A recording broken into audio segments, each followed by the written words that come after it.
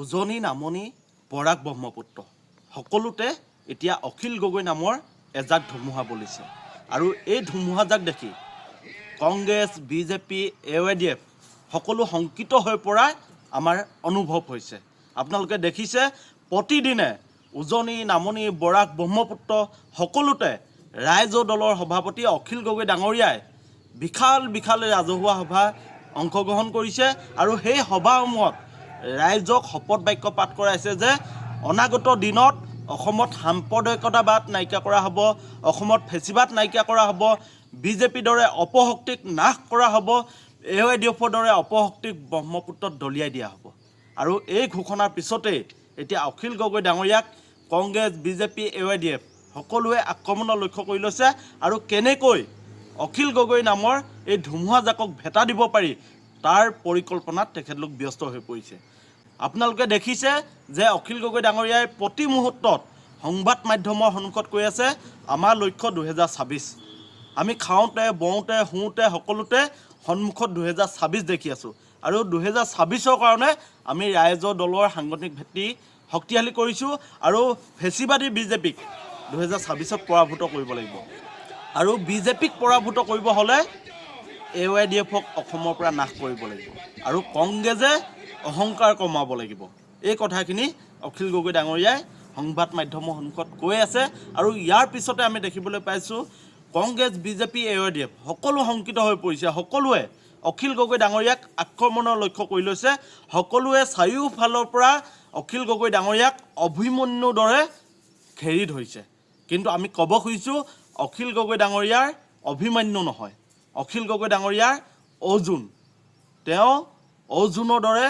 যুঁজ দিছে আৰু তেওঁৰ লক্ষ্য অৰ্জুনে যেনেকৈ তেখেতৰ কাঁড়পাত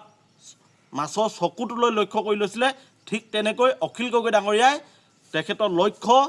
2026ৰ প্ৰতি লক্ষ্য কৰি লৈছে আৰু অনাগত দিনত ৰাইজৰ দলে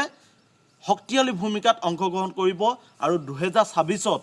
কমেও 20ৰ পৰা 25জন বিধায়ক ৰাইজৰ দলে জিকাই আনিব আৰু ৰাইজৰ দলে চৰকাৰৰ অংশীদাৰ দল হিচাপে থাকিব। চৰকাৰ যি দলে লাগে গঠন কৰক,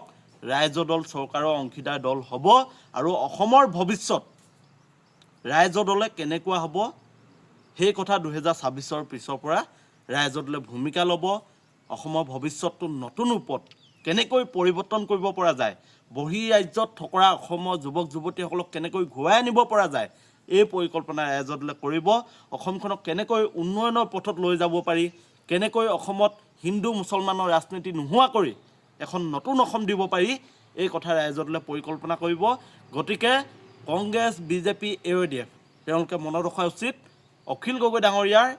অভিমন্যু নহয়, অখিল গগৈ ডাঙৰীয়া অৰ্জুন হয়। গতিকে এই যি মহাভাৰতৰ সংগ্ৰাম চলি আছে, এই সংগ্ৰামত অৰ্জুনৰ জয় নিশ্চিত আছিল আৰু অখিল গগৈ ডাঙৰীয়া অৰ্জুনৰ দৰে জয় হ'ব এই কথা নিশ্চিত। গতিকে অখিল গগৈ ডাঙৰীয়াক আক্ৰমণৰ লক্ষ্য কৰি একো লাভ নাই। অখিল গগৈ ডাঙৰীয়াই যিধৰণে অসমৰ জাতীয় জীৱনৰ সমস্যাবোৰক লৈ মাত মাতি আছে, অসমৰ জাতীয় জীৱনৰ সমস্যাবোৰক শক্তিশালী ৰূপত প্ৰশ্ন কৰিছে, চৰকাৰক সমাধানৰ কাৰণে দাবী জনাইছে, তেনেকুৱা এজন অখিল গগৈ ডাঙৰীয়াক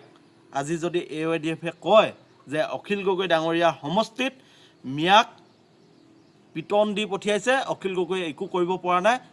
তেতিয়াহ'লে আপোনালোকক দেখাব খুজিছোঁ সদনত অখিল গগৈ ডাঙৰীয়াই বিজেপি নেতাই যে শিৱসাগৰত হিন্দু মুছলমানৰ ৰাজনীতি কৰি মিয়াক যে পিটন দিছিলে, অখিল গগৈ ডাঙৰীয়াই সদনত মাত মাতিছিলে। আপোনালোকে চাওক অখিল গগৈ ডাঙৰীয়াই সদনত সাম্প্ৰদায়িকতাবাদ বিৰোধিতা কৰিছিলে, হিন্দু মুছলমান বিৰোধিতা কৰিছিলে। বিজেপি দলৰ সভাপতি আৰু আমাৰ বিৰোধী পক্ষৰ নেতা তেখেতৰ বিৰুদ্ধে যোৱাবাৰ কণ্টেষ্ট কৰা মানুহজন, সেই মানুহজনে এই আপোনাৰ ময়ূৰ বৰগোহাঁই নামৰ মানুহজনে ৰাতি 10:30 বজাত তেওঁ নিজে কাম কৰিবলৈ লৈ যোৱা 13গৰাকী শ্ৰমিকক লেঙিবৰ জিপিৰ এটা স্কিল ডেভেলপমেণ্টৰ 10 কোটি টকাৰ এটা কাম CM ছিগনেচাৰ প্ৰজেক্টৰ কামত তেওঁ খটুৱাইছিলে। 15 লাখ টকা দিবলৈ বাকী আছিলে। তেওঁ পইচাটো নিদি সেই শ্ৰমিকবিলাকক ৰাতি মাৰপিট কৰি তাৰ পৰা খেদি দিছে। তাৰ ভিডিঅ' উলিয়াই গোটেই ভাইৰেল কৰিছে আৰু সেই ঘটনাবিলাক এতিয়া ঘটি গোটেই উজনি নামনি গোটেই চাৰিওফালে এটা পৰিস্থিতিৰ সৃষ্টি হৈছে। গতিকে এই বিষয়বস্তুবোৰ আপোনালোকে গুৰুত্ব দিব। ঠিক তেনেকৈ বিজেপি মন্ত্ৰী জয়ন্ত মল্ল বৰুৱা ডাঙৰীয়াই কৈছে যে অখিল গগৈ ডাঙৰীয়াই থিয়ই সপোন দেখে। গতিকে সপোন দেখাত আপত্তি নাই তেওঁ ইনচাল্ট দিব খুজিছে আৰু কৈছে যে অখিল গগৈ ডাঙৰীয়াই সপোন কেতিয়াও বাস্তৱ ৰূপ দিব নোৱাৰে মানে বিজেপি শংকিত নেকি যে 2026 কাৰণে অখিল গগৈ ডাঙৰীয়া সভাসমূহত এই যে হাজাৰ হাজাৰ মানুহে শপত বাক্য পাঠ কৰাইছে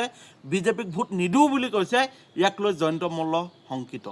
গতিকে জয়ন্ত মল্লই অখিল গগৈ ডাঙৰীয়াক এতিয়া কৈছে থিয় থিয় সপোন দেখে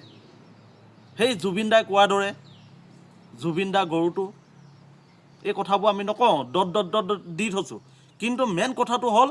জয়ন্ত মল্ল বৰুৱা ডাঙৰীয়াই পাহৰি যোৱা উচিত নহয় যে অখিল গগৈ ডাঙৰীয়াই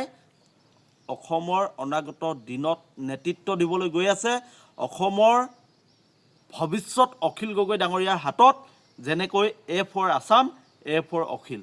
গতিকে জয়ন্ত মল্ল বৰুৱা ডাঙৰীয়াই জানি থোৱা উচিত তেখেতে মানুহক ইটিকিং কৰা বাদ দিয়ক